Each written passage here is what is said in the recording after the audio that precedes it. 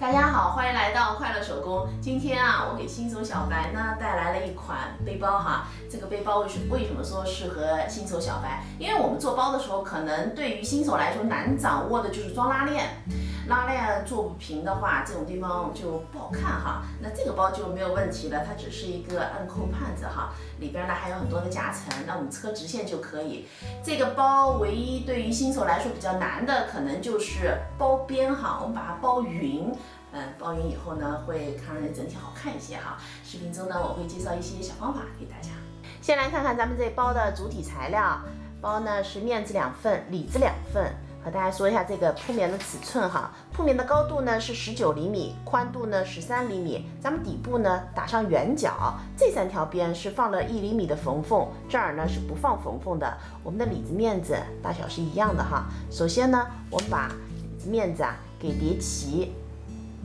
叠起以后呢，这儿用包边带把它给包上。我这个包边带宽度呢是4厘米，然后是一个45度的斜料。我们先在一边呢折叠2次，每次呢折叠的是1厘米，然后用熨斗呢熨烫了一下。接下来呢，我们把它这3份材料叠齐哈，车在一起。包边包好以后呢，和大家介绍一下咱们2份夹层的材料哈。这个材料呢，长度32厘米，宽度15厘米。我在反面呢烫60克的无纺衬。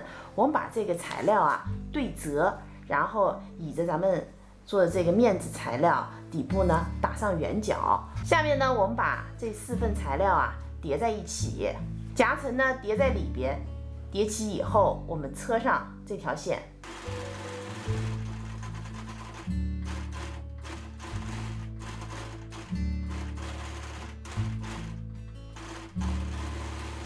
现在我把4份材料呢全部都固定在一起了哈。接下来呢，我们用包边带把这个毛边呢给包上。咱们这个包边带和背带是连在一起的。大家看到我烫衬的部分就是背带部分了。包边带的宽度呢和是一样的哈，都是4厘米。今天咱们这个包背带呢是不可调节的，那根据自己的需求来定哈。我这个是90厘米长。我们把包边带折叠下来1厘米。然后从这个口袋的底部中心点开始包，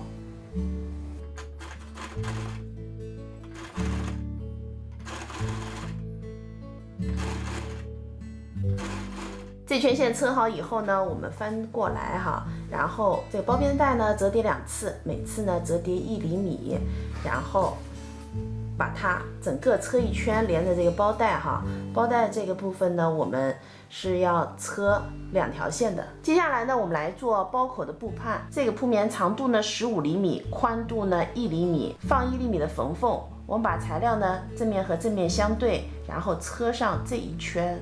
那这儿是留反口哈，我们从反口呢把材料翻到正面，翻到正面以后呢，我们还是需要车一圈窄边的。